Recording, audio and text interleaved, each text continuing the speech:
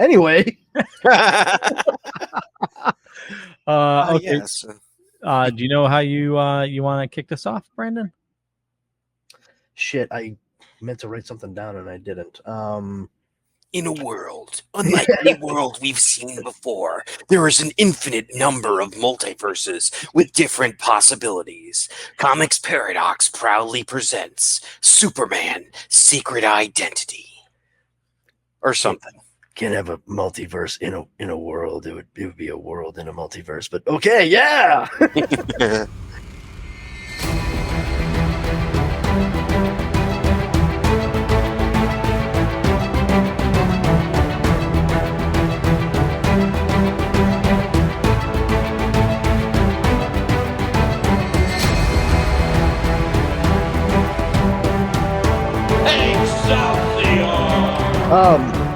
Should have wrote something down, asshole. Yeah, like I said, I should have fucking written something down. No, sorry, that's the only cuff I got. I can say. But this is Comix Paradox. We're here to talk about comic book stories that deviate from what we know to be the norm, and that is to say, whatever the storylines that have been established. Primarily starting off with Marvel and DC, the big two, as they are colloquially known. We are looking at, to start, What Ifs from Marvel Comics and Elseworlds from DC Comics, both dealing with the path less taken. What if this had happened? If only this had happened? Those kinds of scenarios. And tonight, what we'll be talking about is a story from DC Comics. It's sort of a quasi Elseworlds. It doesn't hold the official Elseworlds label, but it very well could have and probably should have, especially for the time that it came out. Written by Kurt Busiek and illustrated by Stuart Immonen. The name of the story is Superman's Secret Identity, which deals with the idea of a young man in our world. We could effectively call it Earth Prime, where Superman, the Flash, Batman, Green Lantern, Wonder Woman are all DC comic book characters. They've had comic books and cartoons and movies, all that fun stuff. And presumably there would be other things like Marvel Comics in this world and all kinds of different movie franchises like Indiana Jones and Star Wars, so on and so forth. So this is just a normal kid from a normal Earth, whose name happens to be Clark Kent from Pickettsville, Kansas. And the reason he's named such is because his parents thought it would be funny to name their kid Clark because their last name was Kent. And he's teased pretty regularly because of it, because I mean that's just like heroin to a bully. And well, one night he goes out in one of his little sort of solitude camping trips.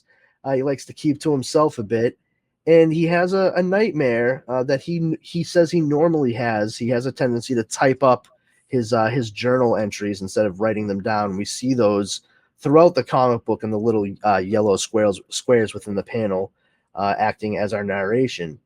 And when he awakes from this dream where everyone is grabbing at him and trying to like get a piece of him, he's like, "Oh, I was just tangled up in the sleeping bag. Whew, that was scary." And then he looks down and realizes that he's floating about 150 feet in the air. And it's at that moment he realizes that he has somehow manifested all of Superman's abilities.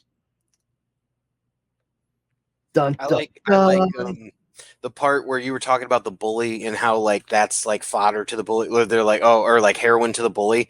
And the funny thing about this is that both the jocks and the nerds from the nerd table both read comics in this. Yeah, that's one of the things I noticed straight away. I was like, for a fucking football jock calling out this kid named Clark Kent because he's named Clark Kent, he knows an awful lot about the villains and characters from Superman. Like, oh, what's the matter? Are you gonna go up against what is it? Secret Plans from Luthor? Or you worried about Metallo coming at you with his exactly. heart? It's like, dude, what, you about to fucking lay down issue numbers for us too, asshole? Like, yeah, I think so. I think the next thing he's gonna do is complain about CGC grading. Let's be honest. As you do. Everybody complains about CGC grading. Oh God, yeah! Don't get me started. I mean, for all we know, he was gonna start complaining about like all the inking from like a lot of Kirby's old stuff. Like, I tell you, they hadn't had that guy in Marvel ruin so many things. What? Hold on, this is a DC book. Oh, sorry, Metallo, yeah.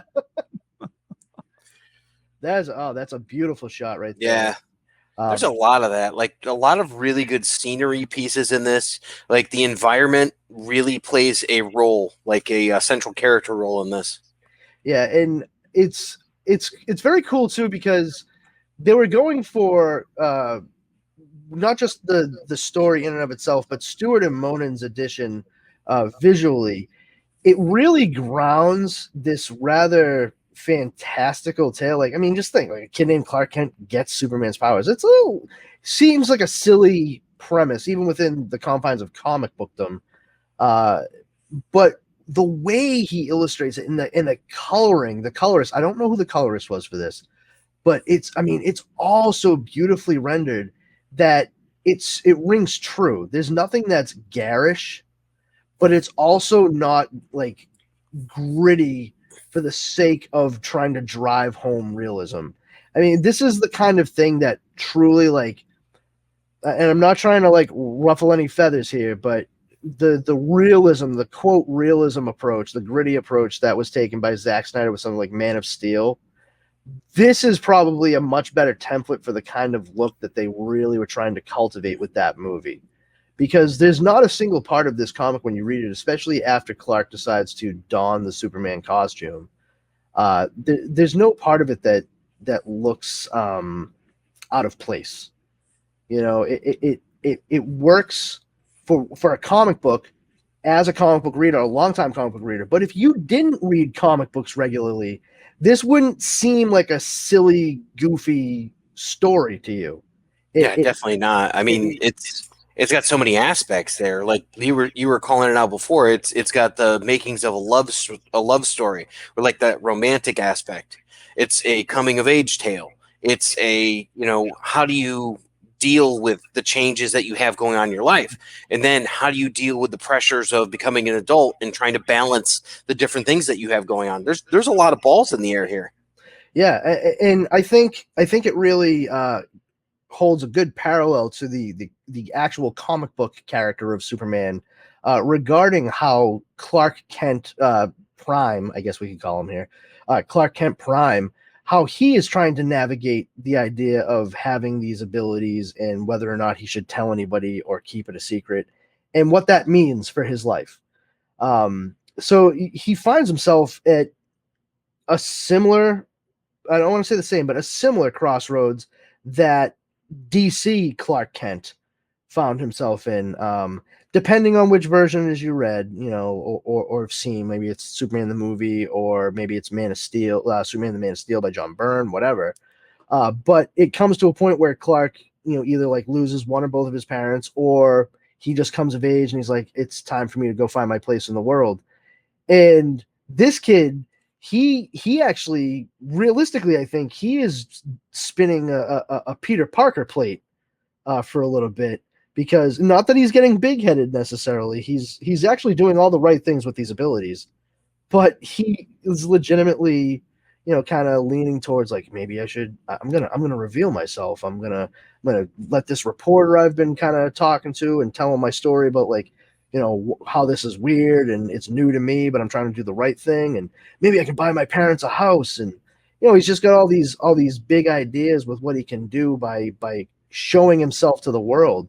Not the least of which is, finally impressing the girl he likes to the point where she'd be like, of course I'll date you, Clark. But it's just interesting to see that it could have very well gone the other way for him in this story.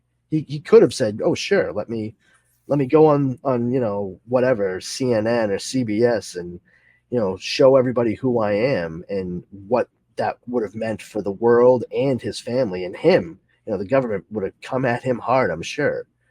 And instead, he walks away, and it actually gives him a valuable lesson, because the reporter who he catches trying to sneak a photo or video of his face while he's visiting with her, she just snaps because of that taste of of professional success, like nationwide, worldwide success as a journalist, was right there.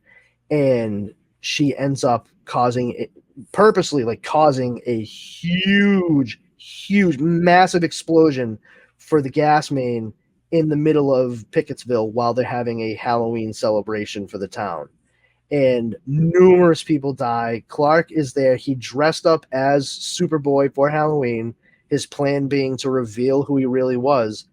And as soon as all of it starts, he actually just goes into full-on protection mode and does everything he can as fast as he can so no one sees him to save as many lives as possible. And as he goes along, the very last person he manages to save is the girl that he's liked the entire time, who actually is the girlfriend of the guy that picks on him regularly. And instead of holding this humongous weighted beam over his head with the greatest of ease in his ill-fitting Superboy costume, everyone sees him and goes gape-mouthed. And instead of just being like, yes, I'm Superboy, haha, he's like, ha, ha, ho, and plays it off like in classic Clark Kent fashion and makes it seem like he was just balanced and drops it down. He's like, can someone get this off me, please? And manages to cover his identity. Has his photograph taken holding the beam over his head wearing a Superboy costume placed on the front page of a newspaper, which that story was like, this kid named Clark Kent saved this girl from this explosion. And still nobody was like, oh, that's probably him. Hiding in plain sight. Yeah, and that becomes kind of a reoccurring theme throughout the book as it goes on.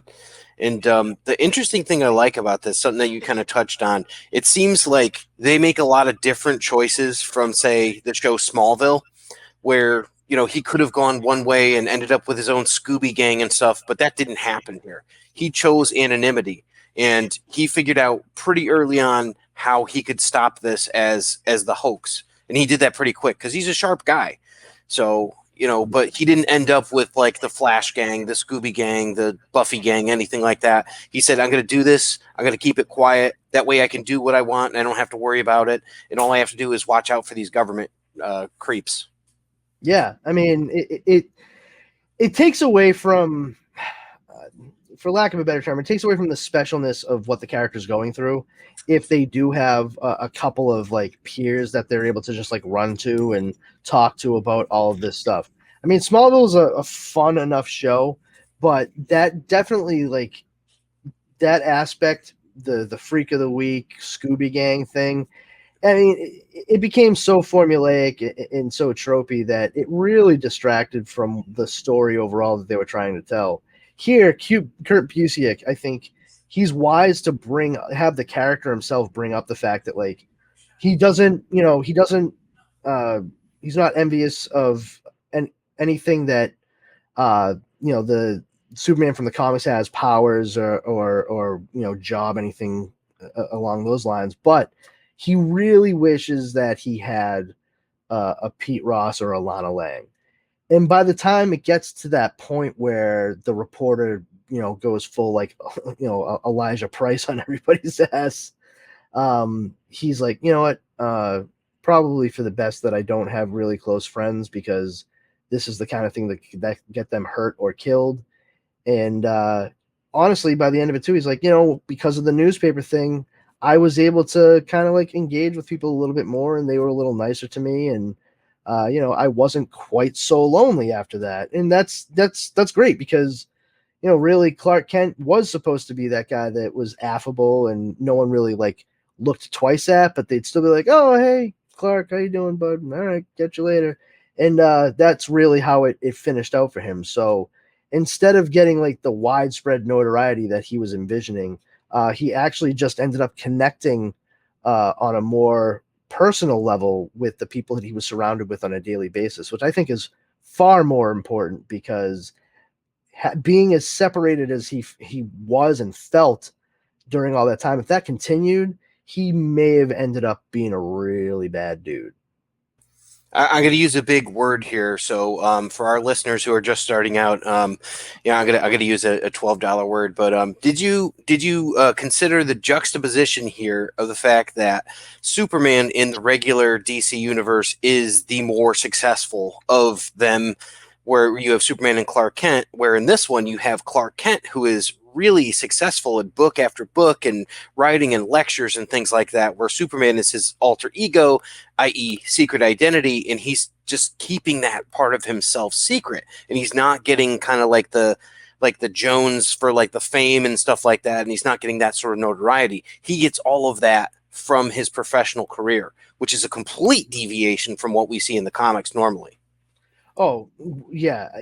I mean, one of the best things about it is the fact that he takes that suit and instead of like the juxtaposition, just like you said, the popular opinion, I don't agree with, but the popular opinion is thank you very much, Quentin Tarantino, is that Clark Kent is the disguise, that Superman is who he is, and Clark Kent is his like view of humanity. They're weak and they're bumbling, and that anybody who's ever read a fucking Superman comic book and actually like Superman knows how much bullshit that really is.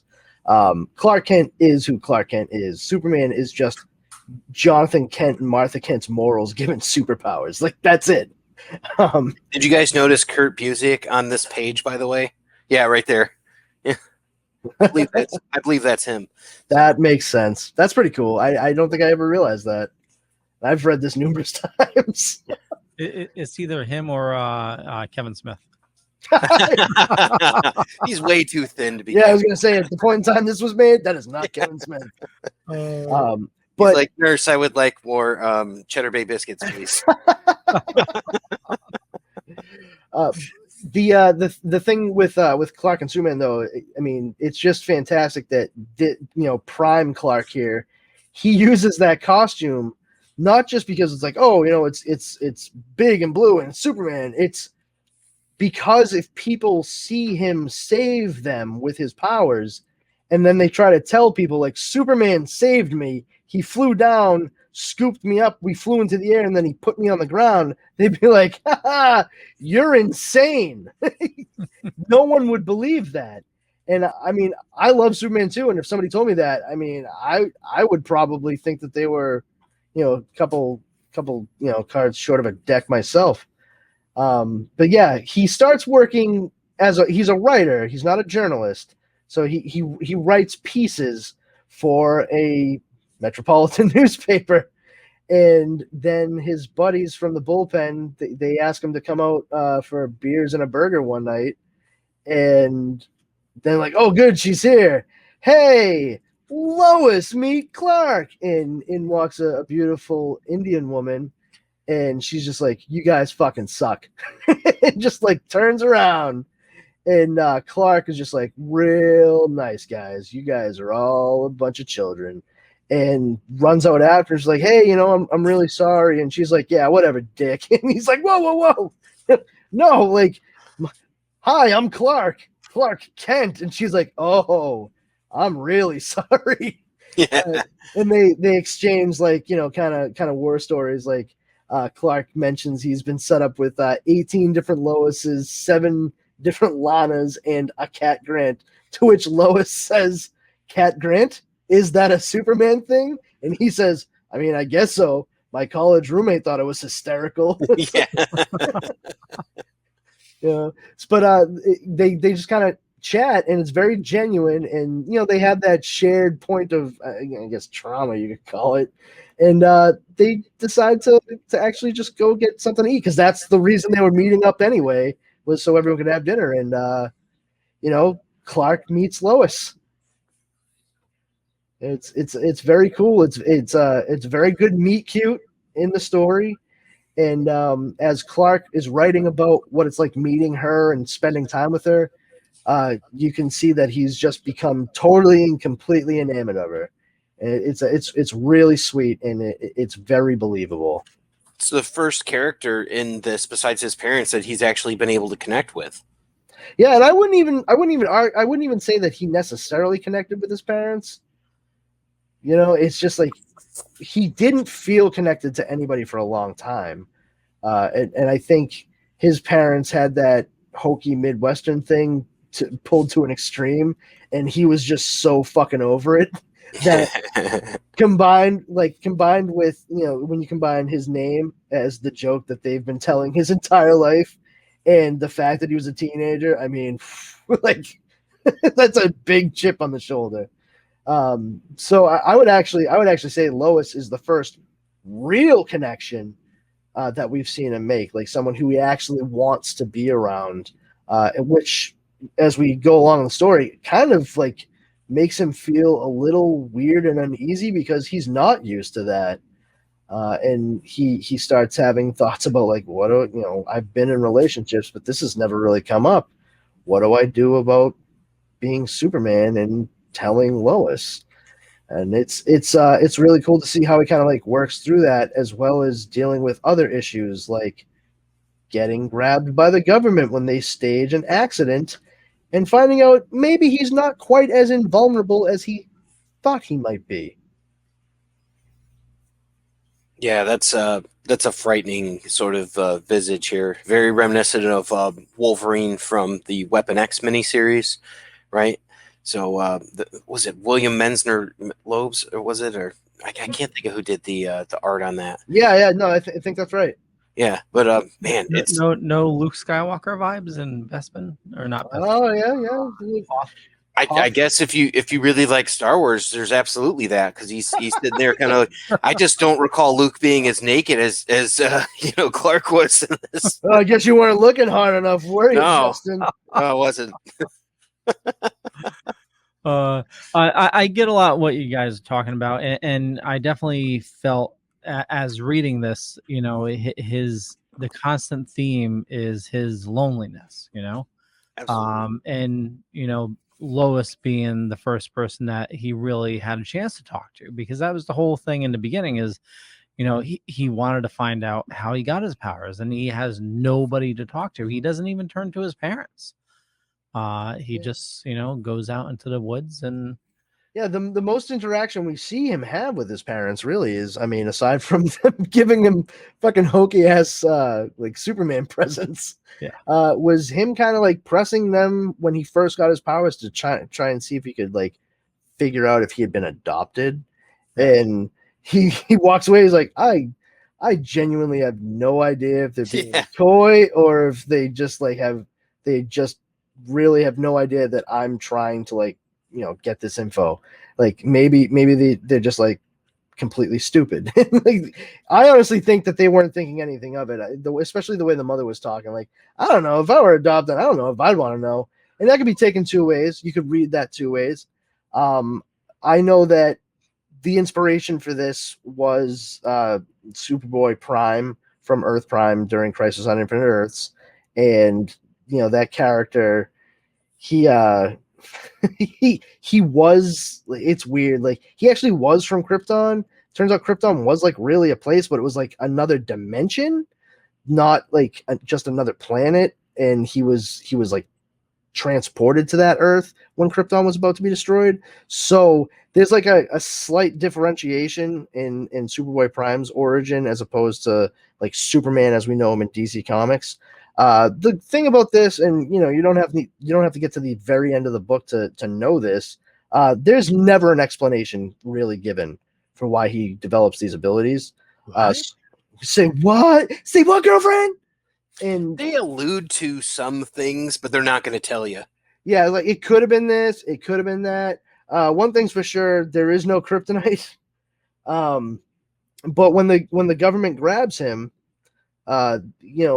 he is able to have needles placed in his skin.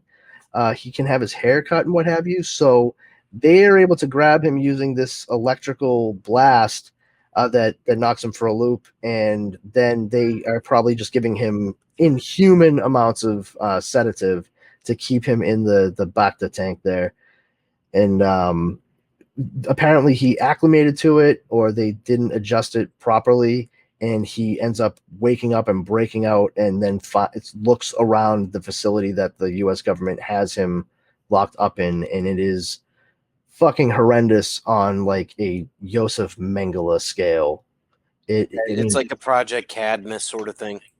Oh man, Project Cadmus would be a vast improvement, I think, because I mean, they did such a good job with the visuals on this, just the psychology of it by showing you the tagged feet of corpses. Like you don't see the full like array of what could have been done or what happened to these bodies they have there, but there is a number of them. And then the kicker altogether for Clark is like, it's bad enough that there are this many dead people here.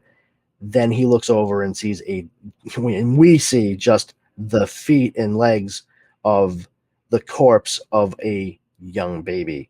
And Clark loses his fucking shit and just burns the place to the fucking ground. But still saves every single person who was assigned inside of that building. Does not let a single person inside die. Leaves them a safe distance away from the burning, and then fucking takes off. It's just, it's a real wake up call for him, and maybe he's not going to be able to be as footloose and fancy free as he once was. Not quite the cat and mouse game that he had envisioned it being this entire time up to this point. I have to say that the writing in this story is just friggin' fantastic. The author, and I forgot his name, Kurt Busiek. Kurt Busiek. So within this scene here, you definitely, for me, it definitely evoked, the horrors of what he could be going through. Just like an alien autopsy or whatever, type of thing. And Immonen's use of color throughout the entire thing really drives that home too. Yeah. The grays and everything. I know exactly the alien. That's a perfect comparison, I think. It's like you said before, there's nothing that is garish or flamboyant about the colors too. They're all subdued. You have like some sort of pastels. So it reminded me a little bit of like like a Tim Sale and Jeff Loeb sort of story too. Like just the really sort of subdued with like lots of grays, tons of blues, and everything is light shaded. Even the fire is like, oh, this is kind of like dull. So yeah. It's like the colors are very much a storyteller here too. For sure. Well, yeah. Even the contrast, the fire against the night sky. I mean, you think if you look at the center of that is that one page, is that a splash? Yeah, I think it is. If you look at the center of that, right where Clark is walking while taking the unconscious gentleman away from the building, you actually see how the light is touching all of the ground and how it's more intense, the light being cast right there in the middle and then fades to the sides. It's exactly what a flame would look like in real life. There's nothing more bombastic than that fire in the entirety of what you're looking at. And we are watching a naked Superman save the lives of people who are ready to dissect and destroy him for the sake of quote unquote science. And he's floating, by the way, because that's snow, right? Is it snow? I wasn't sure if that was snow or something else, but I thought it was grass, honestly. I thought it was grass too. Is it? Could it have been close of? And that's Mark Wahlberg right there. If you look at that face, like that is absolutely Mark Wahlberg right there. He's like, "Hey, say hello to your mother for me." I'm Superman. What's going on? I got superpowers over here. I think I got myself a superpower. Fucking dick. No, but maybe that is grass. But I was just noticing that there was no footprints. Like he wasn't leaving anything behind and all that. So if I thought that was snow, but you could be right. I think if there were snow, we'd see more of it like on top of the trees and tree branches. And that's the thing, because of the color, I assume that was snow. That's fair. I mean, that's okay. There are no wrong answers. But that whole ordeal, Clark was there for 4 days, and he's lucky because they nabbed him on a Friday. So he only had to explain the Monday when he called into work. He, played it off as like, yeah, it's a rush home. One of his parents was sick or whatever. But it's really caused him a lot more anxiety regarding Lois being in his life, especially. He doesn't know. He's worried for himself, of course, because of what he just went through. But like his whole attitude, and this is very much a Superman attitude. Like I can take it, I can handle it, but I can't let them do anything to the people I care about. Which, of course, is pretty much just Lois. And he never really says anything but like, oh, what if they go after my parents? It's always just like, what if they come after Lois? It's like, yeah, fuck Mom Pod. Yes. Good job, Clark. Good one, CK. But he becomes a lot more savvy. He stops going full bore into situations. He takes a second to really assess everything, and he's been able to determine whether or not things are genuine issues that need attention, or if the government's trying to stage things to try to get at him again. And I do like at one point he's like, yeah, if I notice it's them, I'll do enough to make sure that no one gets really hurt, but then I'll leave, because if they fucking caused it, they can take care of it. And I get that, because that is actually also a very Superman attitude. Like, oh, you wanna play stupid games? Here you go. Here, win stupid prizes. Here you go. Yeah, it's interesting, and now you get to the part where he's about ready to expose his life to Lois, and you're like, all right, how's he going to do this?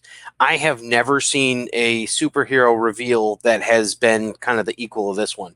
I think it's got that romantic aspect to it. Like he doesn't assume that she's stupid. He assumes that she's smart. So I think he's going about it in just like the right way, because him doing, and you'll explain it in a minute. So I'll just explain my opinion on it.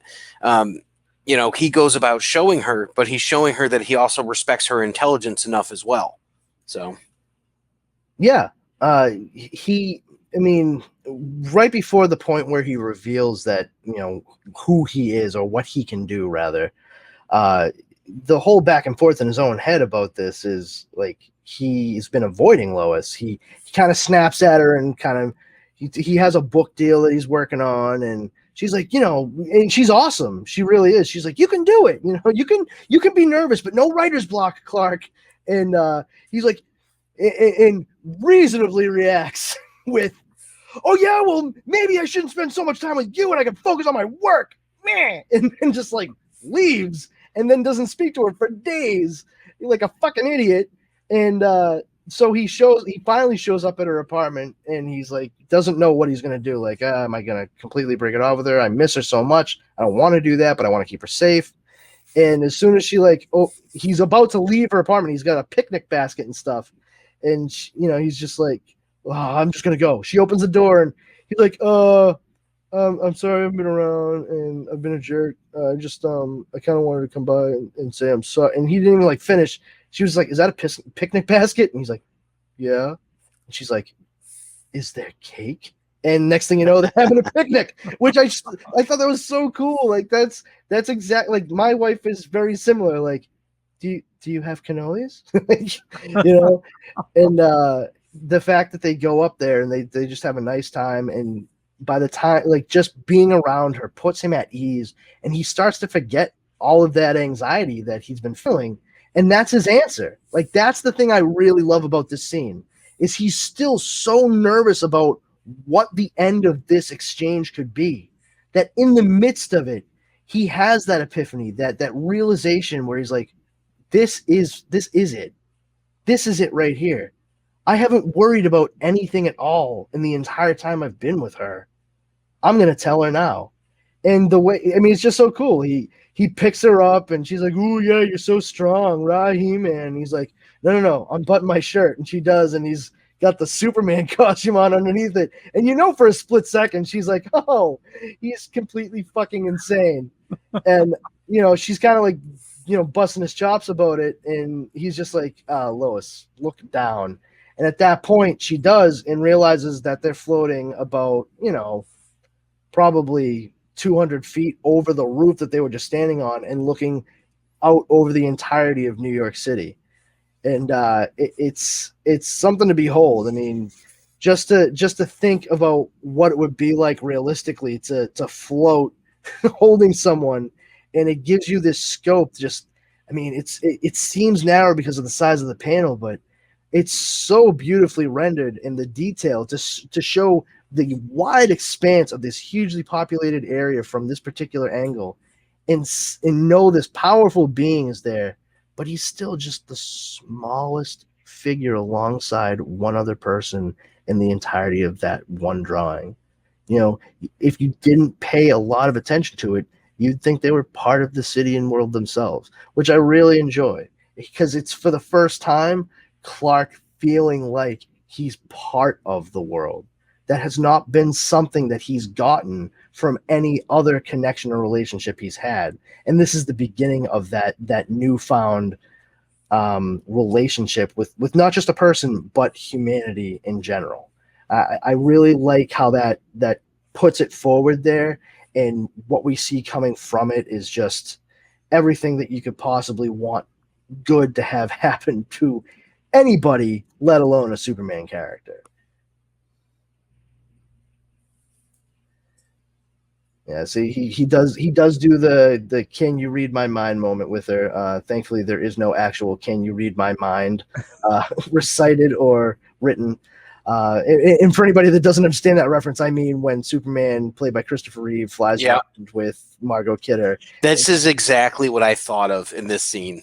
So. Yeah, but the best part about it was, like I said, there was no "Can you read my mind?" I'm a fool. Like, yeah, you are a fucking fool, Lois. Shut the fuck up. Would you look at me, quivering like a little girl, shivering? Oh my god! But the exact opposite in this, Clark. You know, we're getting the narration from him. He's typing it all up in his journals over the years, and he says the entire time she didn't say a word. You know, she was there with him, and I think part of it is because she understood, like, she was seeing something that only he had ever seen that way before, and he was sharing that all with her. You know, that's a big deal, and you know, I think they played it very well within the confines and context of this story. The Lois in this story, Lois oh my god, Chaudhari. It's something like that. It's like Chaudhari. Yeah, she is the one of the coolest Loises out of a Superman story I've ever seen. She is just the best. Clark is not in an angsty, you know, like, oh, I wish Tim Burton had directed Nicolas Cage in a Superman movie kind of way. He's not like angsty like that, but he is kind of constantly like second guessing and doubting a lot of what he does and what might be happening around him. And to have her be like a constant positive reassurance to him, that's kind of refreshing. And I'm not saying to have Lois reduced to simply that, because they do make a very, very solid point of saying, like, she is autonomous. Like, she is a very smart, capable, and successful individual. She's a designer, and she's actually like coming up and getting noted for the things she's been doing in the city. And she starts getting written up in huge magazines, and she becomes, you know, very, very famous and successful. And that's away from Clark's own success that he finds as an author for books. You know, he has deals that he signs, and the guy just ends up, you know, doing what he loves for a living. And as you said, you know, earlier, the Superman thing is just, that's the secret. He keeps that to the side, and no one's the wiser, or so he thinks. Now, one thing we haven't talked about so far is the work of Kurt Busiek, and I'm sure Brandon's read this. I'm not sure if Leo's read this, but have you read the story Marvels, Leo? No. So Marvel's like the eye. There's a sequel to Marvel's The Eye of the Camera, but the narrative style of this book is very analogous to that, because you have sort of the reporter who is going and he's commenting on all like these people that he sees, like, oh look, it's a man with wings flying in the sky, it's a Spider-Man, it's the Fantastic Four, and it's all through like what's his name, Phil Sheldon, I think is his name, the reporter, and he's reporting on all of these things and talking about them, and it's kind of a story. This is set up very similar to that, with the narration from Clark himself kind of going through, and he's not telling the story of like all these great things. It's more internal, where he's telling like his story. So it's kind of a similar format. And I was just thinking of that, and I'm like, geez, what does this sound like? I'm like, that's right, it sounds like Marvels. I'm like, that's right, Busiek wrote Marvels. So yeah. Was that a Alex Ross? Yes. It was. Yes. Okay. I haven't read it. It's on my list though. That came out actually before Kingdom Come, which I know you enjoy very much. Yep. So that was out that, and that was the beginning of their starting to work together. And then, as Brandon had talked about in our previous episode, Astro City is where they collaborated on. Oh. Alex Ross had done literally, I think, all the covers. He's done every single cover. Yeah. Yeah. I'm at least in the first 2 series. I don't know if he's still doing stuff. Oh yeah, no, he still is. Is he really? Wow, that's awesome. Yeah, I was pleasantly surprised. I went through. I mean, I had been reading Astro City, as much as I could, like during high school and what have you, because it's been going on for a long time. Astro City, but I couldn't get all the books when I was younger, because I mean, there's a lot of them. And no, I mean, you just can't. Yeah. Well, I mean, now that I'm an adult, I fucking did, and I went through and read every single one of them in the correct order. I had to reference a lot of different points, and I have to say, it was amazing. And Kurt Busiek, he gets to the crux of what these heroes are. I mean, I think so far in what we've seen, he understands what makes Superman as a character tick. The fact that he can take and just, supplant, the idea of DC Comics Superman with this real world instance. And there's so many things that's still recognizable, away from, what we would think of as like, oh yeah, the story beats. Just, the connections, the development of Clark as he goes through this journey. Like that's something that sticks with the character, I think, through every good iteration at any rate. And he has a love, I think, very clearly for a lot of the Silver Age and Golden Age stuff. And that shines through primarily in his work. Not so much in this, because he's doing like a modern take on everything here. But if you do check out Marvels and Astro City, you will see that play through, especially because he gets a chance to kind of dip his toes into the different eras of Marvel throughout the years with Marvels.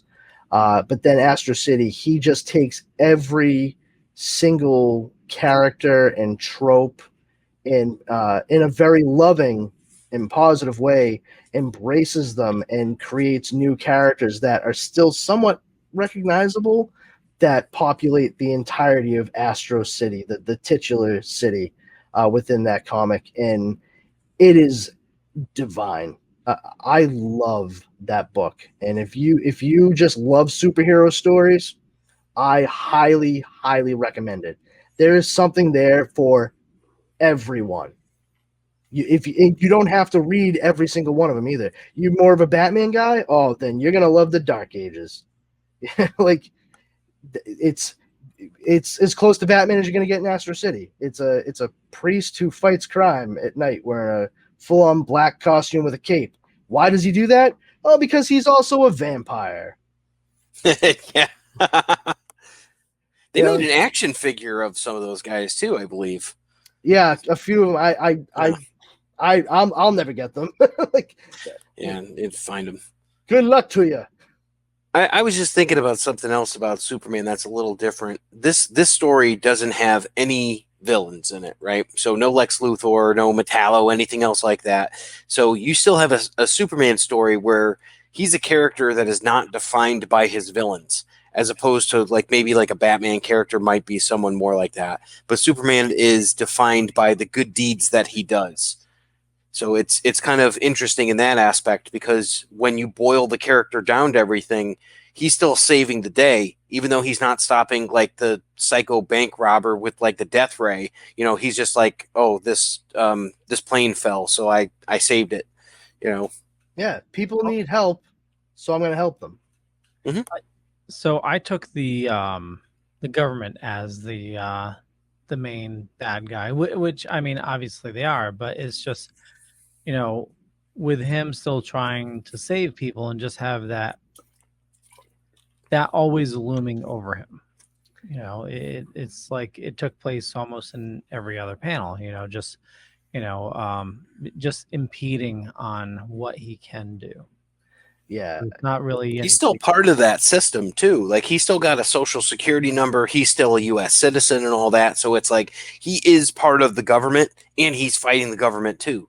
So it's kind of like there's that dichotomy where it's like, you know, what do you do? You know, the only thing you could do is really be careful and watch your step. Yeah, well, that's the thing. I mean, he's going through doing his superhero Robin Hood thing, you know, and just trying to help as many people as possible. And what's really disheartening for both him, for him, Lois, and us, the readers, is to see that he's not done anything that has harmed anyone. He's done nothing but help. Obviously, all of the moves he's made have been totally and completely altruistic. He hasn't had to do any of the things he's done. But the government keeps coming at him as if he were the enemy, not a potential enemy, the enemy.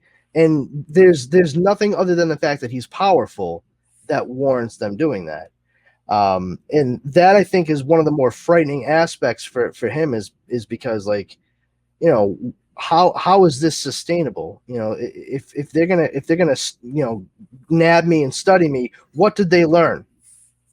And what does that mean for the future? Like, I'm fast and I'm strong and I'm pretty sure I can take them, but what if I can't? And that, to me, is actually a little bit of a refreshing breath for Superman, because you don't really get that from the character very often. You know, his concerns for himself are usually very minimal regarding any sort of pain and abduction, anything like that. He's just basically, you know, our Superman, DC Superman, is usually just like, oh goodness, I hope there's no red sun radiation or kryptonite or magic, because those will leave me powerless and or kill me. But if those things aren't present, I'll be in there quicker than you can say, Bob's your uncle.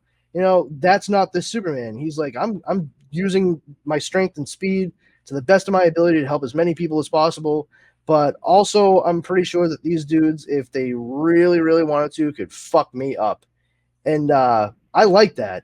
You know, it strikes a little bit of an old school, like, Siegel Schuster Superman, where, you know, champion of the oppressed, and like nothing less than a bursting shell could penetrate his skin.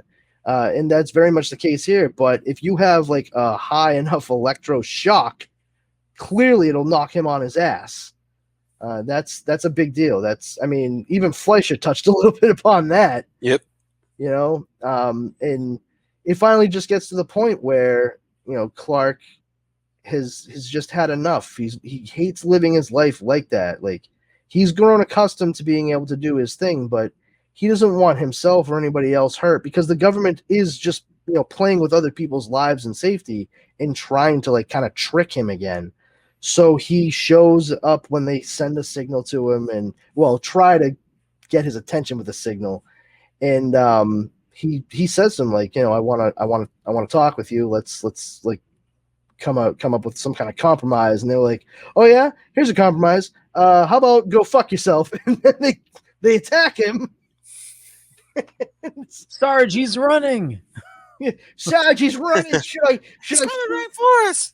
Should I shoot the invulnerable man, Sarge? That sounds like a good plan to me. Do it. But you left out the most important reason. The reason that he's feeling more vulnerable than ever. Yes. Right? So he gets a card that he thinks is like a ha-ha joke because it says something along the lines of, "Oh, the Superman family can't wait to meet you." We'll And then see. We'll see you soon. yeah, we'll see you soon. And it's a circumstance where he's like, "Yeah, I got your card, Lois. Real funny." And she's like, "Yeah, the that was it Superman right there, family is going to see you Right there. soon. We will see you soon." Yeah. And he's like, "What? You're gonna be a dad, dude." She's like, you've won numerous book awards, and you see things that nobody else does. And I send you a card that says family and fucking we in it, and you still haven't put like 2 and 2 together, genius. Like, why? he's still like, why? And ultimately, knowing that, and that's like the ultimate vulnerable moment for him, that's why he decides to go off and meet with them. And they're so obvious of a trap, at like Hoover Dam or something like that. So, and he doesn't even know that Megatron is buried in there. I mean, what the hell? So, but I mean, it's one of those things where it's like you have these good little moments that are built in there where he's talking to her, and he's like just kind of thinking. He's like, oh, she's pregnant. What happens if this and that? And I should really kind of bury the hatchet with the U.S. government.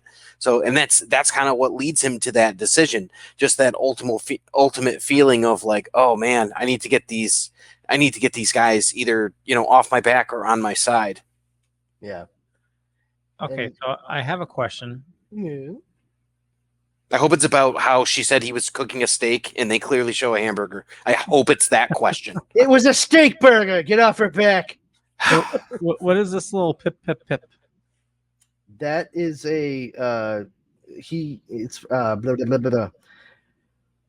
I believe it is some kind of recording device that the government has placed there. He mentions devices like that a couple different times throughout the story. Like, oh yeah, no, I was going to do this, and I noticed that the government, they had laid these out, so I burned them out with my heat vision from like a mile away before I even got there. So yeah, it was probably something they were trying to record, like biometrics or some happy horse shit, whatever advantage they could get to try to at least make themselves feel better. Like bare bones, like base level. That's really what that was about. Like, let's make ourselves feel better. Can we kill him? We think so. Ah, good. You get some touches of Superman versus the Elite and Manchester Black in this one too.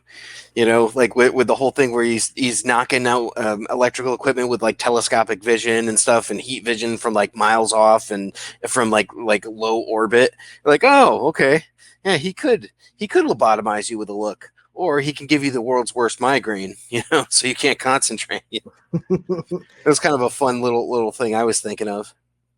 Yeah, no, it's really cool how his powers work in this, because there doesn't they even make mention of it where he's just kind of like, I don't know how this operates. Like, this is weird.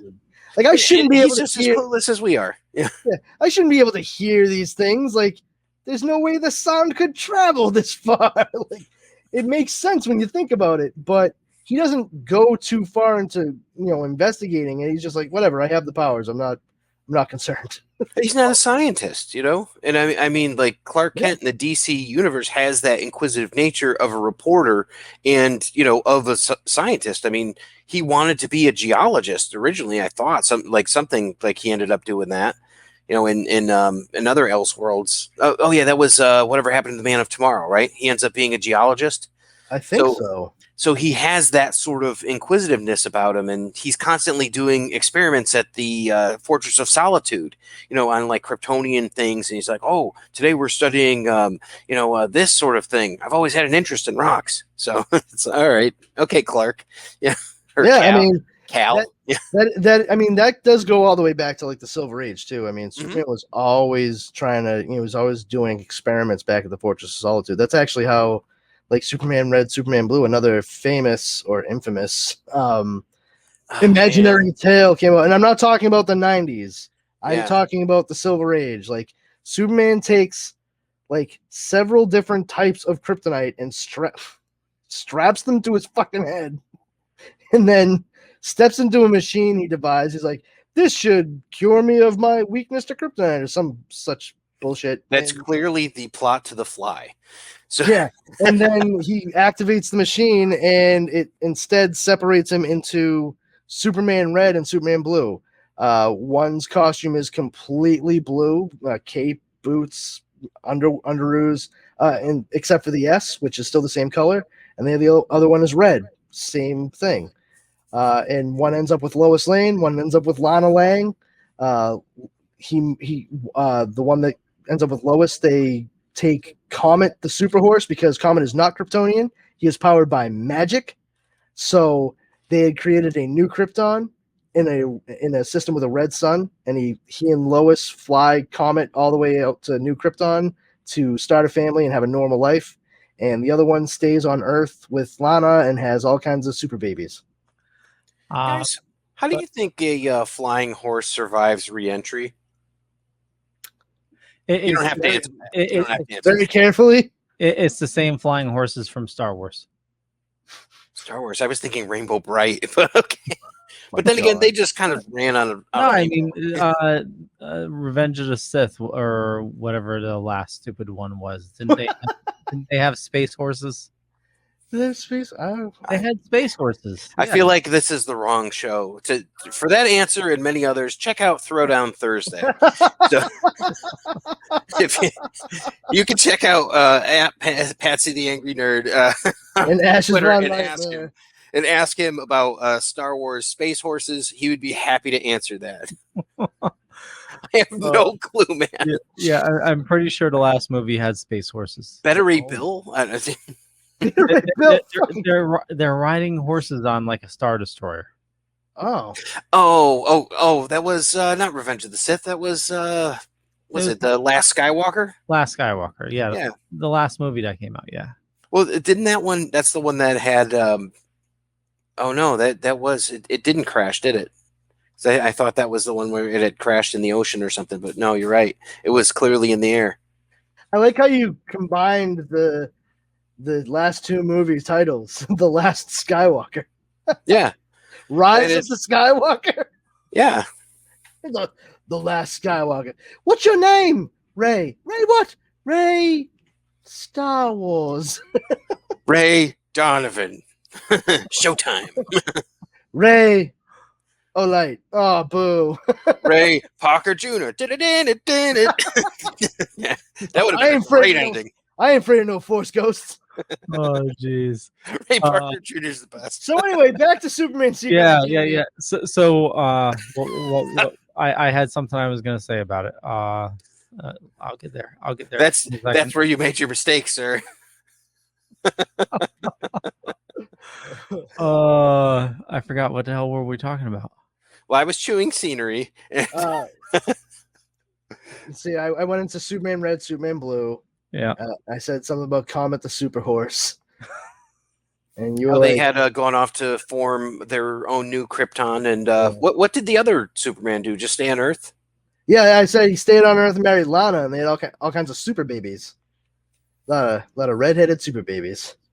They all had their own tiny little like Superman costumes too. Yeah. Oh, I was gonna mention about the powers because he does touch on it a little bit. I know you mentioned he doesn't say they don't find out why, but there was mention of possibly a meteorite or something like that. But he was saying at one point, and correct me if I'm wrong, wondering about maybe other people had powers, but like they could run fast because that's what they were doing. Maybe his manifested to Superman powers because of his name, because of what everybody pokes fun of him. Yeah, because it was always in his head. Yeah. It seems more like a Mark Waid story. Well, I mean that it is touched upon because it's when he's breaking out of the facility that they had him contained in. He hears snippets of what they're saying to one another, and when what some of the stuff he hears is like, oh, he was however old, but when the meteors hit, and like, oh, the strongest manifestation to date, and when he heard these things like strongest to date, what the hell, and that's when he starts thinking like maybe maybe I did this, maybe whatever they're talking about, and I like willed myself into having Superman's powers because of exposure to whatever they're talking about. And then he just kind of leaves it because he's like, I don't know if I want to pick at that scab right now. I kind of have bigger fish to fry, which I give him points for prioritizing. It honestly didn't feel like Kurt Busiek was like dangling something in front of us. It made sense because this Superman is not someone that has like a lot of high-tech scientific shit in a fortress of solitude, and he can just like figure all this out with just a little bit of time. Like, no, he's actually trying to hide himself at the same time as maybe learning a little bit, and he can't expose himself to the degree that would be necessary to get to the crux of what it is those folks were speaking about. So I think, and wisely so, he takes the approach of, I'll stay as far the fuck away from those folks as possible. And he's not interested in that. I mean, he's not a narcissist or anything. He genuinely doesn't really care about this stuff. His interest is, like you said, with his priorities. Keep my family safe. Keep my family safe. I am surprised that we didn't hear him say anything like, "Oh, geez, I hope I'm not like irradiating Lois" or anything like that. But he does mention early as a child, like as a kid when he first gets the powers, he does say like, and just so you know, yeah, X-ray vision does work on the girls' locker room. Yes, but I stopped that real quick because it doesn't hurt anybody in the comic books, but I have no idea what that would do to somebody in the real world. And I feel like that was still kind of going through his mind regularly, especially later on when Lois is pregnant with the twins. Because she's like, "Are you looking at the babies right now with your X-ray vision?" And his reaction is like, "What? How could you think I would do that?" And I feel like it's because he's even said to her, like, "I think X-ray vision might hurt people," and he's like, "No, I would never." Like, well, you also though have him going up to space frequently. There's like him like sitting on the moon, or and we know there's radiation in space, so we don't know what if he's bringing anything back. He literally passes through the Van Allen radiation belt, so up past the ionosphere and all of that. So I mean that's a little geekier than this show probably deserves. So I apologize, but you're right. He comes down and then she's Susan Storm. So she's invisible because she's irradiated and has caught on fire. So everybody's invisible when you lose your eyesight from cosmic radiation. Yeah, Alicia Masters. I'm the puppet master. I'm over here. I'm the puppet master. I like that now. Alicia Masters has made it into both of our episodes, so and the Fantastic Four too. Cool. She's awesome. So, I mean, she's probably one of the coolest people in Fantastic Four because I don't, regardless. Her and Willie Lumpkin. I mean, Willie Lumpkin. Jesus, man, fucking deep cuts up in this bitch. I do love that his daughters, the sense of humor skipped the generation that he is, and his twin daughters have done nothing but mercilessly tease him about being named Clark Kent ever since they figured out that Clark Kent is Superman, and he hates it. And the mom is totally facilitating this too. Oh yeah, she adores it because like her name is just Lois, but he's Clark Kent and Superman. So and they touch on something interesting here too. We see that he's getting older. So, and we see that there's kind of a dip in his power set where he's like, "Oh yeah, years ago I'd be able to do this no problem, but now lifting this 10-ton boulder, it takes a little bit of effort." Yeah, I could juggle like 10 of these, like a couple of years ago, and now like this one, I'm like, ah! And it's for him, he's kind of got to start coming to grips with the fact that he's getting older, he's probably losing a step, and his whole approach when he says to Lois, he's like, I have superpowers, like I should have years left with these things, and Lois is like, how do you know that? Nobody else has powers. What are you comparing this to? Like, how long would superpowers last? Do you get them forever? And he doesn't have an answer. Like there's no response because he honestly doesn't know, and neither do we. It is kind of funny though because he does have some knowledge of Superman from all the years of exposure due to the nature of his name, and he goes into space and flies close to the sun in order to have an unfettered and unfiltered access to its radiation, and to which he says, I got a hell of a winter tan where people kept asking me if I went to Bermuda, and also no increase in my powers whatsoever. So it actually That was hilarious. It kind of shows you, though, that the powers came from some other external source, and solar radiation, yellow sun radiation, has absolutely nothing to do with the process. Beautiful shot. Yeah, more of that scenery and just that's the big constant in here. Just man, he must have had so much fun looking for different locations to just render. Because I mean, even like the cityscapes and the wilderness and all that, it's just absolutely gorgeous. Yeah, I mean, it's really cool in a story like this too, where you know, Clark and Lois they built a small house in Maine, and that's to act as sort of their fortress of solitude. And he takes the idea from the old Superboy comics of hollowing out a tree and actually having it go down into the ocean, like through the ground and everything, a tunnel. And he actually swims through the ocean all the way down from Maine to Boston Harbor and comes up there, just so they always think that he's like headquartered in Boston. So for the purposes of this story, Boston is Metropolis, and I think that's, as a Boston kid, that just tickles me something fierce. But I think it's great mostly because of the fact that Kurt Busiek is from Boston, and he did that because growing up as a kid reading these books, he always pictured these areas a certain way, and he clearly saw Metropolis and Boston being the same. I probably looking at, like, I don't know, New York City or something as being Gotham. I don't know, but it was just really cool to see like the real world touch, and to actually see like some of the iconic buildings in that metropolitan area, like the Prudential building when he's coming up from the water. But yeah, he and Lois, they've been spending their time building their family and just living their lives, taking care of their careers and their girls while in Maine.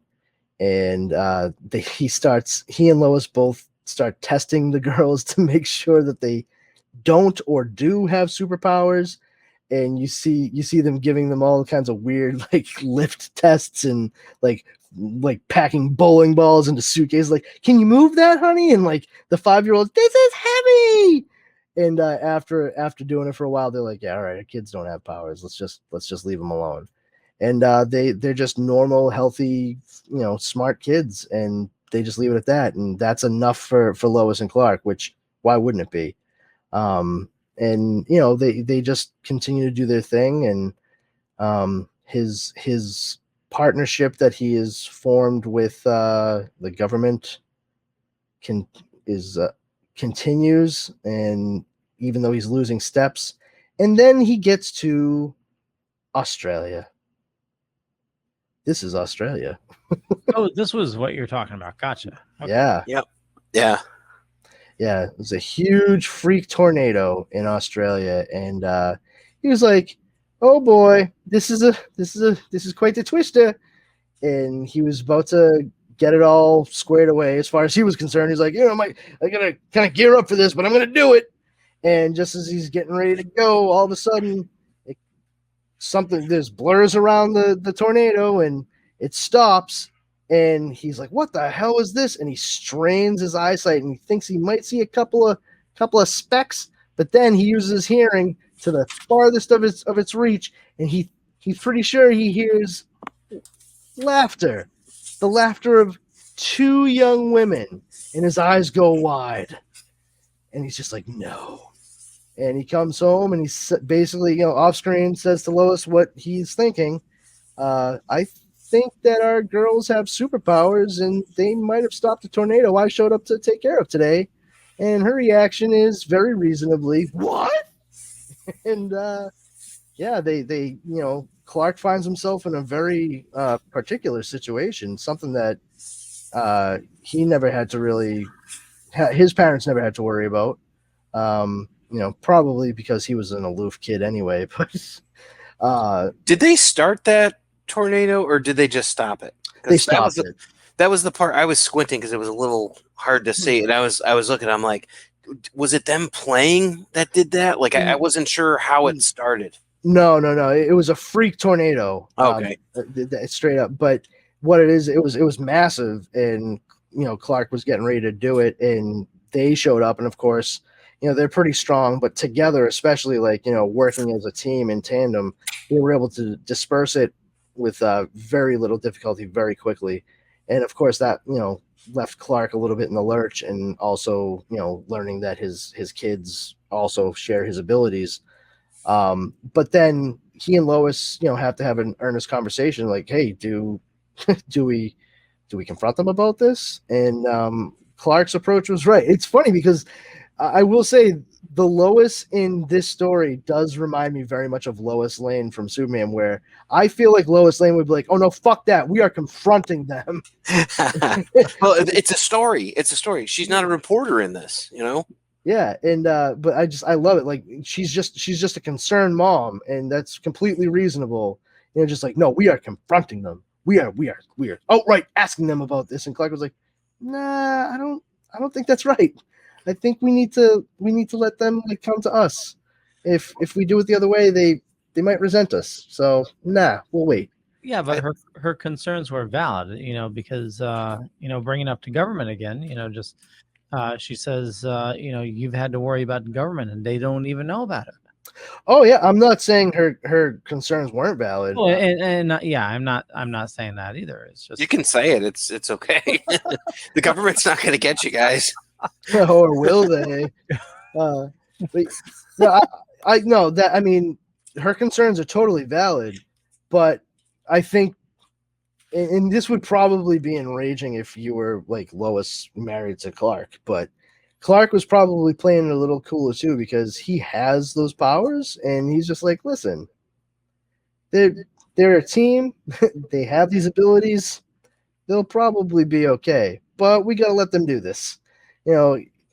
Part of it, not that he would necessarily think in those terms, but part of it is like, he dealt with all that, and he knows how bad it can be. But on the other side of it, he knows, and they don't necessarily know that he knows. That doesn't mean that he's not gonna keep an ear out or keep an eye out. So there's a little bit more to it. You got to think of how leery he's been over the years. I don't think he would just automatically be like, government's fine. I don't even worry about him. Don't sweat it. No, I think he was very, very mindful of it. But it's more to the point that he was looking at what Lois wanted to do as trying to control what the girls wanted to do. And that wasn't going to be good for anybody. And I think it's ultimately the right move to let them be and get comfortable to the point, or, they have their reveal, and then, an actual warm conversation about the whole thing, as opposed to accusations and, reprimandations. And this is one of the defining moments of the book too, where you talk about like a true what if or else world circumstance. I don't know of another writer that I can think of, maybe with the exception of Mark Waid or something like that, that would have come to this decision in their sort of writing. Like when you have someone where they're just like, oh, we're going to let them come to us. That's passive. That's not something that happens in a comic book where you're waiting to see the next dramatic moment that's going to torture this person into taking some sort of action and all that. You don't see passive decisions like that in comic books. And I thought that was so interesting because it was just, it's never done. It's never been done. And that was the big what if. It's like, what if Clark Kent had this issue? Would he react this way? The normal DC protective mode. This one's kind of aloof. It's a totally different character, and it really the DC regular one. Did you catch all that? No, No, we're losing you. You're cutting Oh. out. Okay. Anyway, I was just saying that it's a defining characteristic of this Clark, which really makes him different from the regular DC Clark, because the regular DC Clark would not take this stance. This was like a total what if moment where, in this story, this Clark is going to say, well, let's let them come to us. And I've never seen that really done before.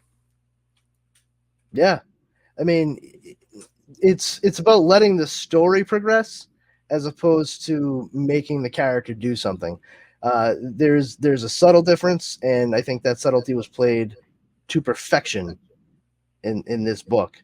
And more to the point, because of what we know of Superman from regular comics and all the other different variations and so on and so forth, with Superman, Clark Kent, and Lois Lane being together. You have your Jonathan Kents, or the show Superman and Lois, where it's Jonathan and Jordan who are twins, much like the girls are in this. But to have Lois be of South Asian descent and the girls be South Asian, and whatever the hell Clark was, white. And they are literally of two different cultures, and they've inherited their father's abilities. To have them continue on and show that there seems to be like a building of a legacy in that moment when he finally sees them grabbing the train that he showed up to save himself. That is huge, not just for the book, but like the history that the story would purport to put forth from what we see as the final portions of it all together.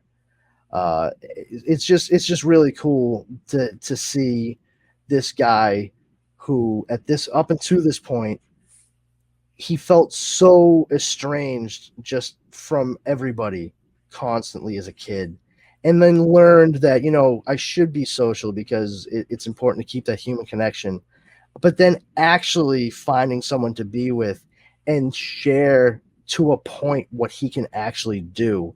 And that works, like I said, to a point. His actual kids, they can do what he does. He can literally just share that world with them. And that's not anything he's ever been able to do before. And the not just elation of such a thing, but the relief that they were going to be okay. All of that combines to just make a much more well-rounded and quite frankly understandable Superman, because strip away the powers and everything, it really boils down to like a father and mother who were worried about what the world would be like for their kids and what their kids would be like in the world. And as they develop, it gets to the point where they see for themselves what their kids are actually capable of, and it turns out they had nothing to worry about from the word go. That's a very relatable thing across the board, I think. Yeah, and a lot of that's about trust. And that's not something that is easily given from a parent. It's something that's earned. And the fact that he gave them that opportunity to earn it says a lot about his character. Yeah. And that was, I think, the point he was really trying to drive home to Lois when her gut reaction was, make them tell us. It doesn't work that way. No. It's a secret identity for a reason, Lois. But yeah, and what's interesting here in the last portions of the story, I thought was very cool. As I had mentioned earlier, Clark has been our narrator for this entire story, and we know early on he says, like, I like using my typewriter, and that's what the narration has been. It looks like typeface, and it looks like kind of ripped pages that it's been typed on. And now that we have an older Clark, a sexagenarian with grown daughters, one of whom has kids, and he's a grandpa Superman, beard and white hair, and all of a sudden the narration goes from this yellow sort of college ruled lined paper with typing on it to the soft mint green glow of what you would consider to be like a computer screen, and very very like neat mechanic typeface. And he's just like, yep, I had to start using a computer because nobody fucking makes typewriter ribbon anymore. And I'm not doing it myself because who has the time? And it's also interesting to note that, like, by typing all those years and keeping those journals for himself like that, he was able to keep it from being infiltrated electronically if somebody was trying to like go through his stuff. Mm-hmm. And with this world that he is in now as an older man, we see that it's not just, his powers have been decreasing a bit, and of course, we knew that to be the case even when he was middle aged. But now both daughters are full fledged, like super women, and one of their kids, who the one who had kids, named her kids Perry, Clark, and Jimmy, and he still is just like, I'm so sick of the fucking Kent sense of humor. Like, even in the last few pages, like, I can't believe that she did that to her kids. Her oldest, though, Perry, also has the same powers, and you can actually see the four of them flying out together. It looks like Perry may have more of like a red suit with like blue bottom, but it's really cool to see like the variations of it. And then Stuart Immonen he like goes for broke, even in these last couple of pages. I mean, he starts off with his style for the entire book, and then he starts switching from the pixelated dotted, four color classic look, for the panels in the story, this as Clark is reminiscing, to going to a more like 70s to 80s look with the same like dot four color thing, and then goes full on Bruce Timm Paul Dini animated series, just to kind of show the different ways that these characters could be perceived or be presented. And it's interesting to see this old Superman up there with his family, and how he's just so proud of not just who they have become, but what the world has become, because they are not the only ones that have these abilities, and more people came forth, and everything's changing, and hopefully it's for the best. It's for the better. And here we have old Superman in an insulated suit up in the stratosphere, because he still gets a little chilly now. And he's thinking to himself, like, maybe all the stuff I was looking at for all those years could be my last book. Maybe I did all that investigating and research for a reason, and I can write about like superhumanity and what that means for tomorrow, and also leave my family's names completely friggin' out of it.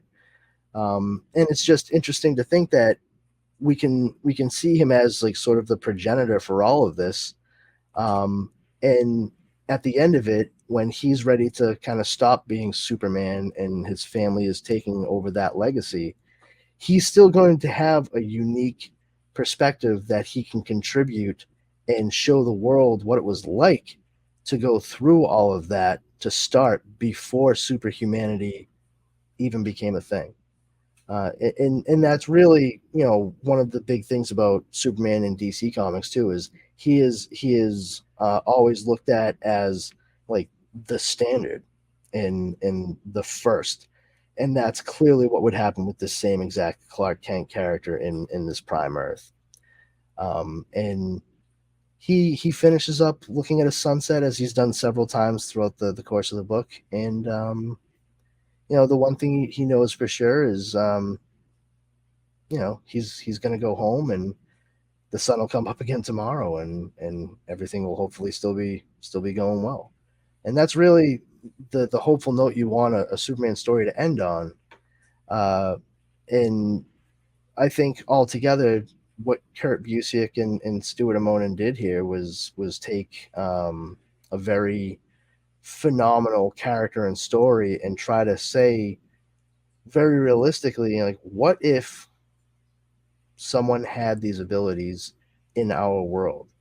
And I'm always amazed by questions like that when it comes to Superman, because I've long purported that Superman, as an existing character, he is almost personified a what if, and that what if is, what if a good person had these abilities? Not just a person, but what if a good person had these abilities?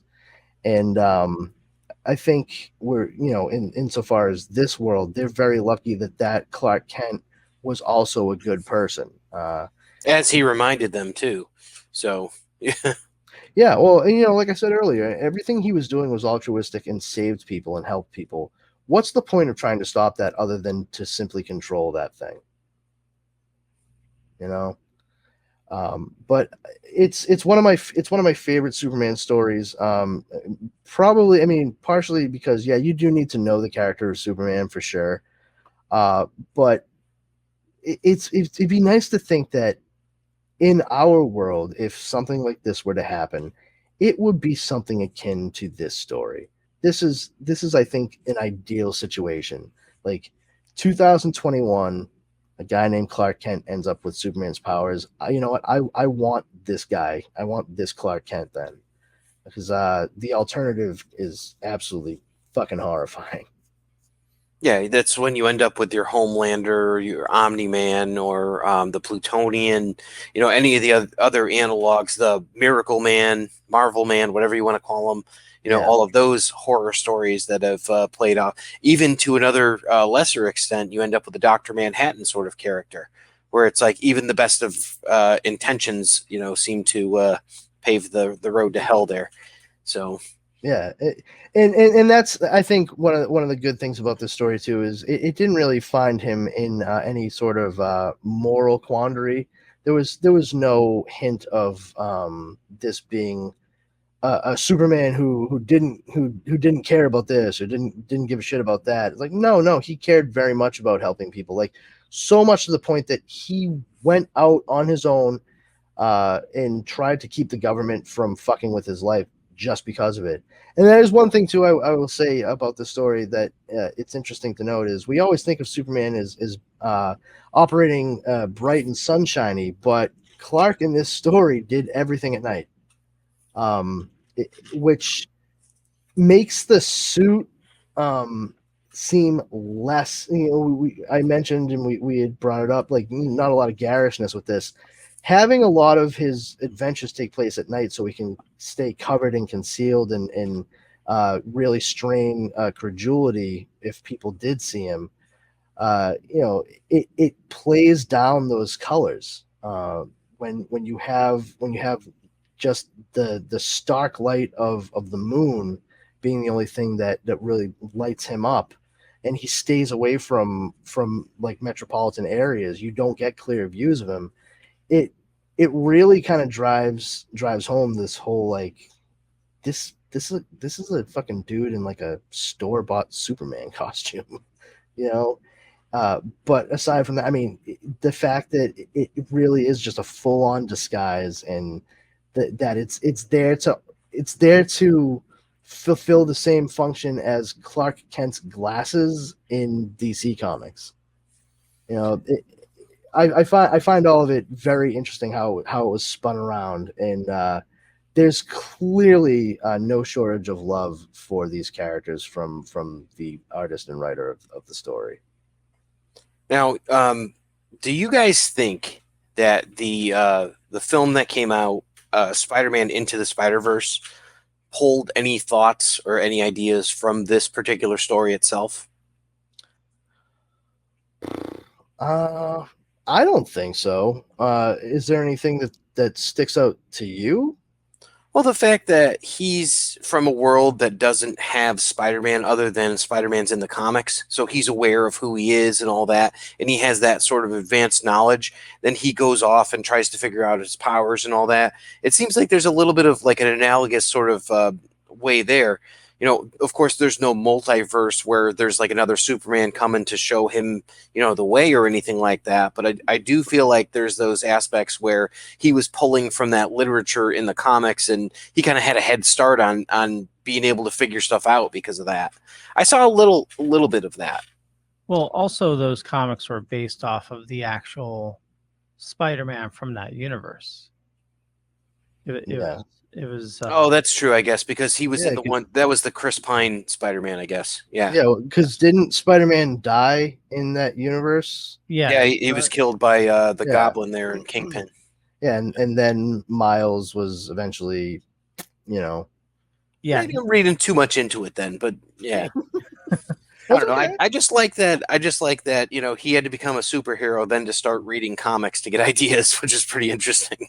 Well, I mean, even that isn't like within this story or Spider-Man Enter the Spider-Verse or anything like that. That I mean, you can go back to the Flash in the 80s and what have you, because Barry Allen, they had done the whole thing where well, actually for a little further back in the 80s, but you know, Barry Allen, they changed the whole thing to he became the Flash after getting his speed. He called himself the Flash because he was a fan of the comic books featuring the Flash, Jay Garrick, from when he was a kid, because Barry Allen wasn't just like a person that fought crime in his regular life as, you know, as a CSI, but was also a huge comic book nerd. And he put on the costume, he changed the way it looked only because he didn't want the comic book publisher to come after him with a lawsuit, because he really wanted to wear the same costume that his hero wore in the comic books. But he's like, I gotta change it and maybe cover my face a little bit. That way they don't like come at me. So like I like the idea of like superheroes having been like comic book geeks to start with. In the fact that you can play with like legacy in tandem with that, that's cool. But yeah, this right here with Superman and Secret Identity, he does have a little bit of a leg up, but not as much as you would think, because some of the things that he knows from the comics have absolutely no bearing on anything either. Like his powers started to he started to lose a step, so he's like, I'll just go hang out by the sun. Didn't quite work out the way he wanted to. You know, he he has nothing to really guide him in the pitfalls of like what can and can't hurt him. And if he were to go strictly on the comic books, he would think like, oh God, I have to like find a piece of Kryptonian metal to either like bounce my heat ray vision off of or somehow sharpen so it can actually like cut the hair on my face so I can shave. Nope. He can shave and a haircut 2 bits, you know. Is that what he does? Because I had seen it before where he uses his heat vision or something to take care of it. But that's actually more efficient to do it with like a piece of like Kryptonian metal or something. Yeah, there's two different, well, a few different ways, but yeah, I had said like the piece of use the heat ray vision, that he could either use a mirror with his heat ray vision, which honestly, like the intensity that would be needed and the thinness of the beam, it would burn through the mirror. That's absolutely. What he would need a piece of like metal from his rocket, so that way it could bounce off that, because it would be a lot more durable and it wouldn't melt quite so easily. But also he could somehow use like there was like, I think, a thing in the past where he would either, I think it was, use just a straight up piece of metal from the ship because it was sharp enough, and just use that to shave. People sometimes get Hancock confused with Superman. Like, no, he does not use his fucking fingernails to get the goddamn stubble off his face. That is insane. But like, I think that movie gets a lot of bad juice, but there's some good parts to it. No, but what I'm saying is like, you can't use your fingernails to do that, even if you were that strong, because your fingernails and your hair are the same.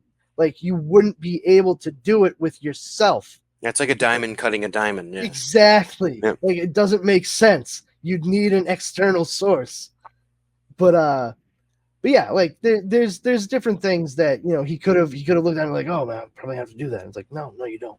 You don't have to do that at all. Don't worry about it, dude. But yeah, it's like I said, it's a really fun and really poignant story. Very self-contained. I'm a big fan of the finite stuff anyway. So the fact that this had a very straightforward beginning, middle, and end, oh, I love it. You just love closure. I do. I fucking do, man. We didn't hear from Leo on this. Leo, what do you think of the ending? Just now reading it. Yes, that's what I was thinking. Yeah, it's you know, having him looking back at his own mortality. I was just waiting for like a tombstone to show up from Lois, but I'm glad they didn't go that route. Yeah. But you know, that does raise the question: is how long will he live? And I love it. They go to the Back to Future route with the flying cars. You know, yeah, it's definitely, you know, I love it how it's definitely showing the growth and the birth of superheroes, because they're showing, you know, in one scene, superheroes are more prevalent. You know, I think they say due to science and medicine and technology. His daughter's dating one. Yep. And she has awful taste in men, by the way, guys. Yeah. Ain't that the truth? If they're not just a straight up piece of shit, then they're just a suck ass motherfucker. Hey, Mr. Kent, I really loved the book that you wrote that we used in my class. All right, kid. Beat it, Chad, or whatever your name is. Beat it, Kyle. But the overall story, it was just phenomenal. Absolutely love it. And it's the ultimate question, you know, what would you do with superpowers, you know? And, you know, even in the beginning, you know, he's not asking for guidance, but he's hearing everybody around him saying, oh, I'd go to the NBA or become a superstar or whatnot, you know, but he doesn't go that route. You know, he chooses to do good instead of, you know, just do for himself. Yep. And I think that's tantamount to the character of Superman altogether. It's one of those things, like I said, it translates from iteration to iteration, so long as it's a good story. You know, I mean, even that character trait is in this story. That character trait is in Superman Man of Steel by John Byrne. It's in Superman Secret Origins by Jeff Johns. It's in Superman Birthright by Mark Waid. It's in, oh my God, just so many different, like the really good ones. Like that's the sticking point, is that he wants to do the right thing to help people. And if you can't get that part right, I mean, Frank Miller got that right in Superman Year One. Frank fucking Miller, okay? If Frank Miller can do that, then anybody should be able to. Yeah, he's definitely not a guy you want to give the keys to the kingdom for Superman. So you're like, all right, Frank, I'm giving you the car, but you got to be careful backing out. Yeah. No, be careful, because there's a mailbox over there. Okay, I got it. And then you're just amazed. You're like, oh God, he listened. Thank God. Yeah. You know, it's for how many Nazis can I put in the book? Well, Frank, we're no Nazis. This is not that type of book. 7? No, not 7, Frank. 0 Nazis. I'll come up with something. You know? All right, so the name of the group is going to be Zero Nazis. Okay, so gotcha. Nailed it. But yeah, it's important to hit upon like certain things, and you know, there's a lot to be said for looking at certain characters, especially in this day and age. You know, we're 2021, where it's really easy to take a look at characters like this and, you know, look at alternate reality stories like we're doing and go to opposite extremes. You know, I can understand how it'd be really tempting to say, oh, Superman, all right, what if, you know, we look at Superman who you know, snapped, went evil, like we went like Injustice Superman. That's really easy to do. But I think right now it's more important to focus on like good guys and gals, like the people that do the things for others, not because it serves them, but because it serves the world, it serves the greater community of humankind. And there's not enough of that in stories that we're seeing being made today. And when it does hit, I think it hits extra hard because of the fact there's been a startling lack of that kind of storytelling. I think those hit harder than most people would like to admit. And to just see a character who is overwhelmingly good, and especially in a story like this where he's good but not corny, he's not hokey, he's not cheesy, it doesn't strain believability. And I know we're talking about somebody with superpowers or anything, but I think most people can relate to the idea of trying to help other people to the best of your ability. And when your abilities are the best, like Superman in this story or any other, then it's not even, to take a line from Spider-Man, it's not even about having the power. It's the power causing you to be responsible with it. With great power must also come great responsibility. He said it. Yeah, and I He said fucking the thing. and I fucking said it right too. Yeah, that's right, everyone listening. It's with great power must also come great responsibility. It's not with great power comes great responsibility. That's a Sam Raimi fucking Sony line, all right? Jesus. But I mean, He made a lot of money. I mean, oh, did it? maybe he gets to rewrite the line at that point. So, But it's refreshing to get new takes on stuff like this, and it's all the more effective to be able to relate it to just ourselves. And these guys did a great job with that in the confines of the story.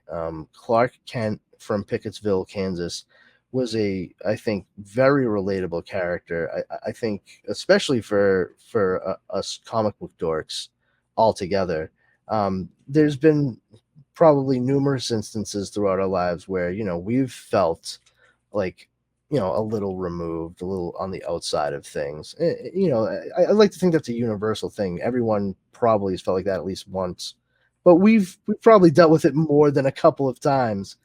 And to see the main character of a story like this go through that same stuff, but still end up becoming effectively Superman, and no hint of that inner turmoil, like, oh man, it's just going to take one bad day kind of shit for him present. And it really makes that ending hit home where, oh shoot, like Superman is old. He is not going to live forever. And it may not very well be a villain that kills him. It may actually be like a heart attack in his sleep. Who knows? And after everything we saw in the story, you know what? He earned that. And we saw what we needed to. We learned what we needed to from this character in this alternate take. And it's that story, it ends for us and with us there. But we also know that it's going to continue on. And that's the thing that he takes comfort in. And we need to be okay with that at the end too. And I am. It's super satisfying ending. Absolutely. And that's not something that you can say often, I mean, with comics that are usually just like, all right, and here picks up the next arc, and here picks up the next story, and here's the next character that's introduced. This is beginning to end, soup to nuts, and it's just a satisfying story all around. I'm really glad that you picked this one. Well, thank you. I'm glad that both of you guys enjoyed it. It's one that not a lot of people know about, really, and that usually causes a combination of rage and sadness inside of me because I love it so much. And DC Comics, they clearly somebody had an affinity for this story as well, because they re-released it years later as a two-parter 100-page spectacular. So yeah, and that's probably how you guys both read it. But and I thought that was great when it came out, because like, oh my god, like it's price effective, and it's more digestible because you don't have to worry about getting 4 issues of this thing. It's 1 and 1, and that's it. And they were doing this like 100-page spectacular thing for a little bit, and I don't know if they just stopped because it didn't catch on or what have you, but I was like super excited when I saw it on the shelf, and I saw the manager at my local comic book store. That's New England Comics, for anybody in the New England area. And I said to the manager, I was like, Nate, oh my God, look what they did. He was like, yeah, we'll see if it sells. He's like, yeah, Superman, whatever. He ain't been the greatest. Yeah, exactly. It's like, hey, it's Superman, so who fucking knows? And I'm like, was this pre-New 52? This one? It was, because it looked like they had that sort of logo, and then it like transferred over. So we're looking at, this came out pre-2011. So yeah, that's good. It's a good book, man. I mean, it's satisfying, and it's, like I said, it's very close in feeling to the Marvels, and like Marvel and then the sequel. And if anybody is interested, if they have not checked it out, there's a fully scripted Marvels podcast that is out on I know I listened to it on iTunes, but it was also on like what's that one, Stitcher. They did the Wolverine, the Long Night, and the other Wolverine after that, but they did another one with the Marvels, which was pretty cool. Well, that's very cool. Very cool. But yeah, if also, I mean, just generally, if anybody is interested in this, you can find it any number of places online. You can probably, you know what? We'll probably put a link in the show notes. Oh yeah, fair enough. Yeah. Because I think it's well worth checking out. It's not a very expensive book. It wasn't huge. Like, I mean, physically, it wasn't huge to begin with.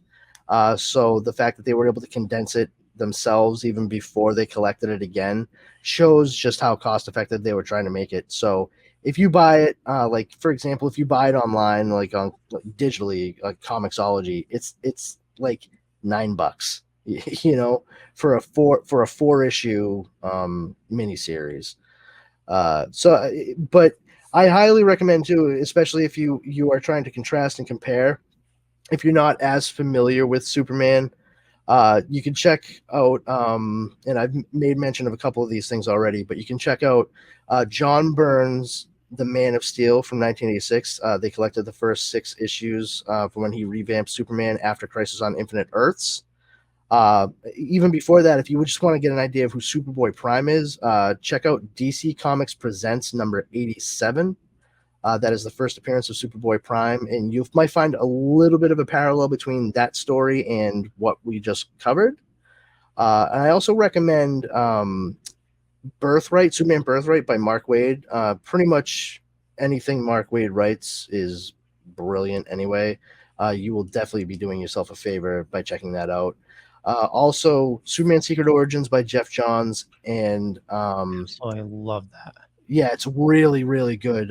Jeff Johns did a great job with taking elements from the Silver Age and combining them with the modern age. But that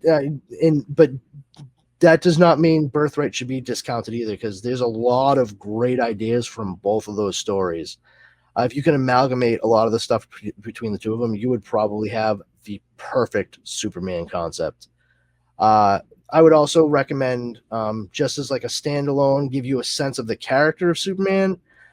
Depends on whether or not you like the style. I don't mind it, but Superman for All Seasons by Jeff Loeb and Tim Sale.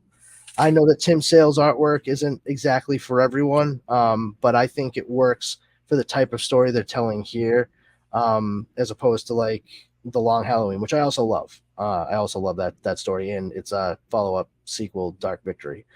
And then last but not least, and I know this might be problematic for some people, and I'm not saying it to be so, but it was written, and he did show an understanding and an affinity for the character. Max Landis, the screenwriter and director, wrote a miniseries called Superman American Alien that covers the early days of Clark, kind of trying to figure out who he's going to be. It's like you're reading my mind. I've never heard of that one. Is he related to John Landis? Yes, he's his son. Oh, that makes sense. Yeah, he wrote oh my God, what's the one with Chronicle? He wrote Chronicle. That's a cool movie, man. Yeah, That's the movie that gave us what's his name? Well, no, Michael that's B. not the other one.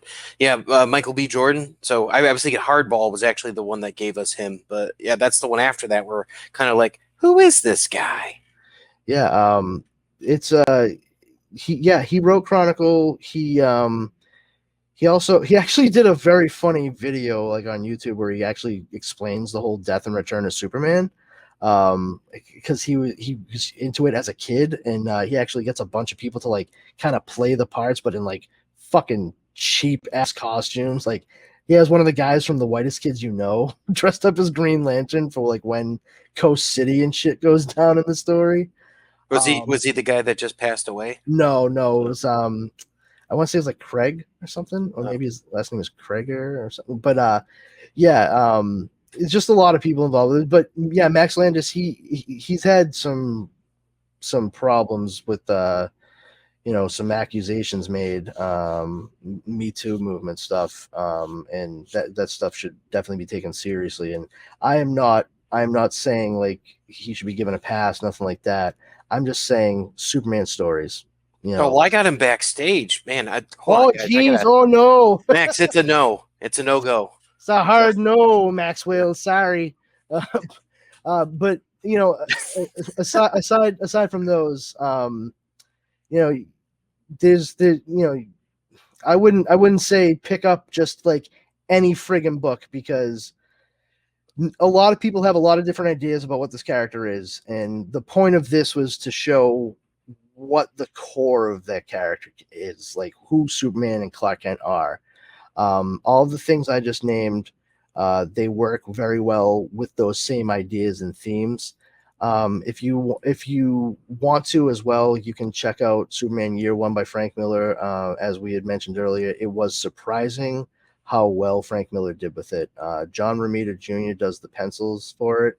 It looks great. It's got like a little bit of a classic Superman look to it because he's got the smaller S, so it evokes this Siegel and Schuster stuff, and even a little bit of like Fleischer because it's got like the black background, the black field on the S. But when the right people are working on these characters and they take it seriously, and they actually might even show a deeper affinity and affection for them than you may have thought possible, Frank Miller. It really adds something special to the legacy in continuing stories of this character.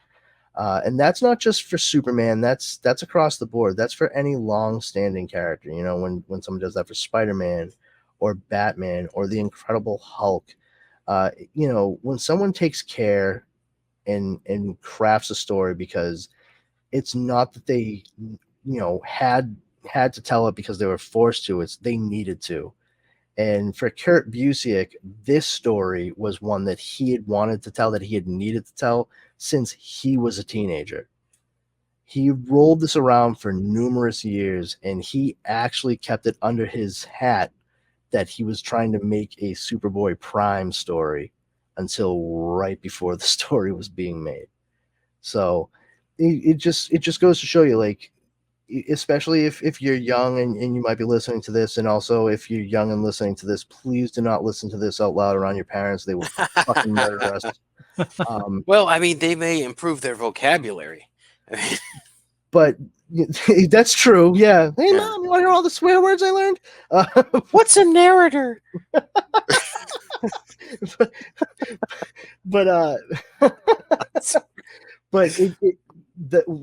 good takeaway is, if you enjoy writing, you enjoy stories and characters like this, or just writing in general, in drawing, illustrating, anything like that, and you're younger, the ideas that you have now, don't forget them. Write them down. Put an outline down. Hold on to it. Keep rolling it over. Revise and edit it to the point where you're comfortable and you feel that you can say to someone like, hey, this is the idea I have. Because if you say it out loud at that point, even if it's not fully fleshed out, there might be something there that somebody else that you didn't expect is going to say, yeah, I think we should do that. Because that's exactly what happened with Kurt Busiek in this story. He had been holding on to this for decades. In a conversation, he said, I was kind of thinking, like, what if we did a story like this? And somebody, the I can't remember which editor it was. They were just like, what? Yeah, write an outline. I want to pitch on this. And it threw him for a loop. He's like, oh shit, I have to write a pitch for this now. Probably Dan DiDio.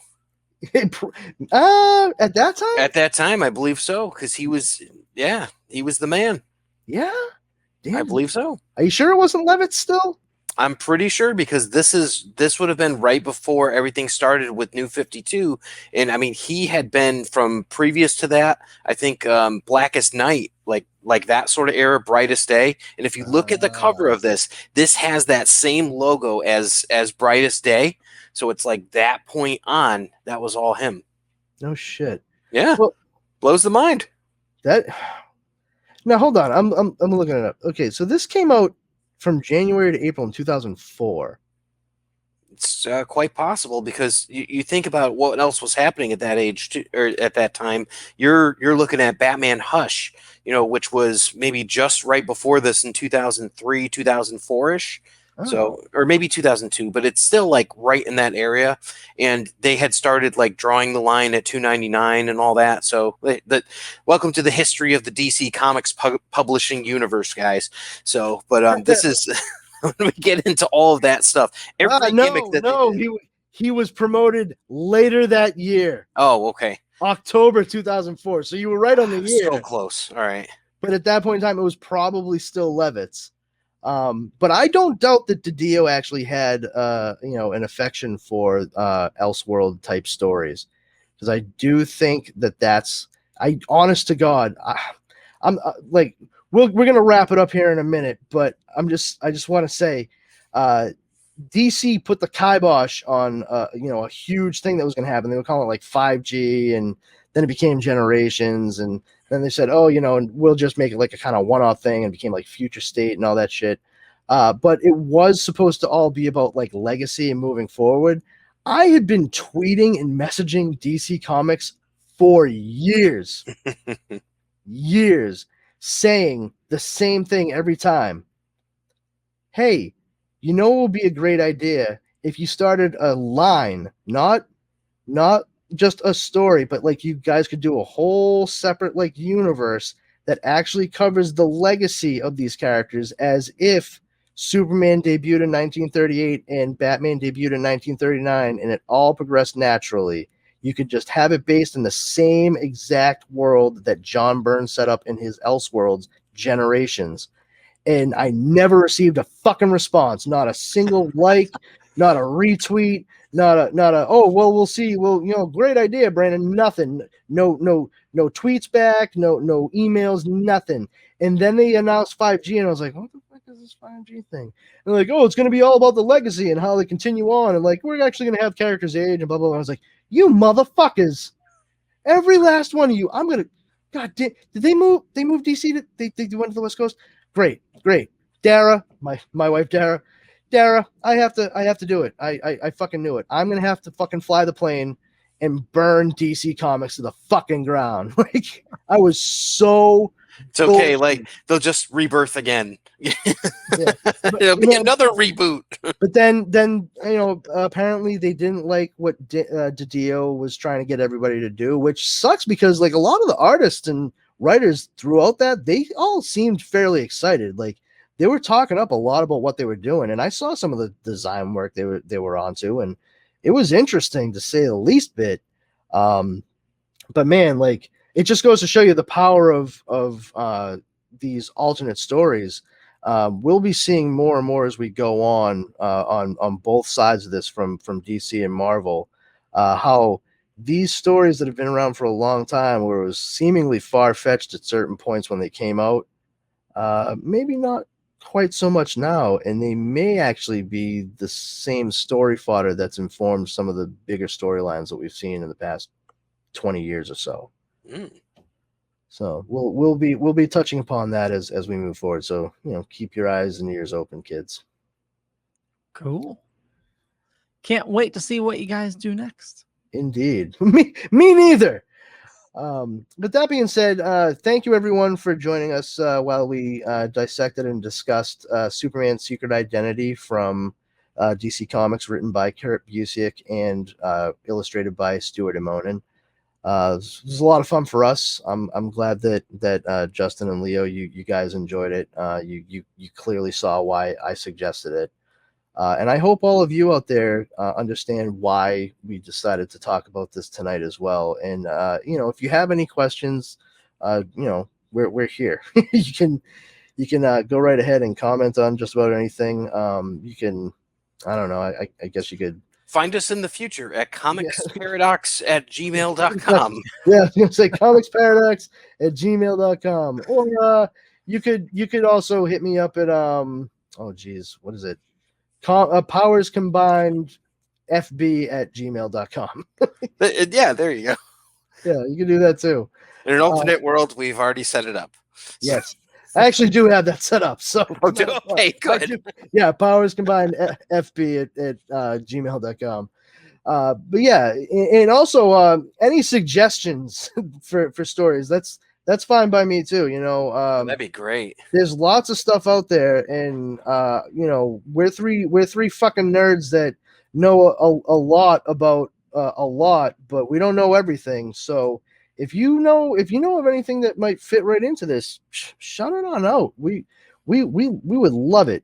Just engage us, man, because I don't have anything else going on.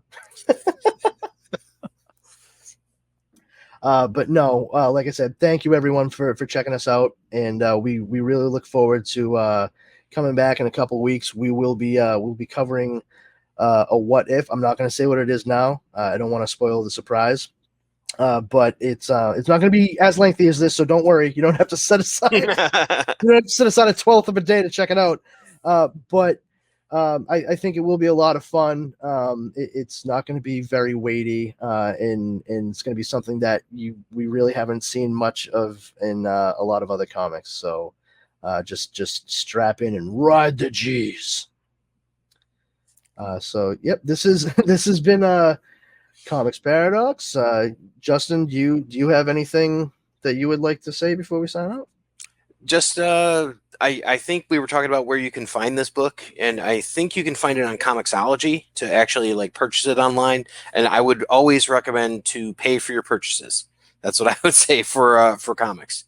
Yes, please pay for your comics. Like I said, this is only like $9 on Comixology.com. That's digital. You may be hard pressed to find a physical because it's been several years since it was released. I think the last collection of it was in 2013. So, well, you can always visit your local comic shop as well to see if they have. Absolutely. Oh yes. Great point, Leo. Yeah. No, for sure. Like visit your local. Search around if you enjoy the hunt. I've done that. That was one of my favorite things in the world, was hunting down Elseworlds. But it is accessible. It's around. But just do yourself a favor. Get a good quality copy of it, whether or not that's physical or digital, and pay the money for it. Please do not pirate comics. It's the same thing as pirating movies. The more you do it, the more you hurt the industry.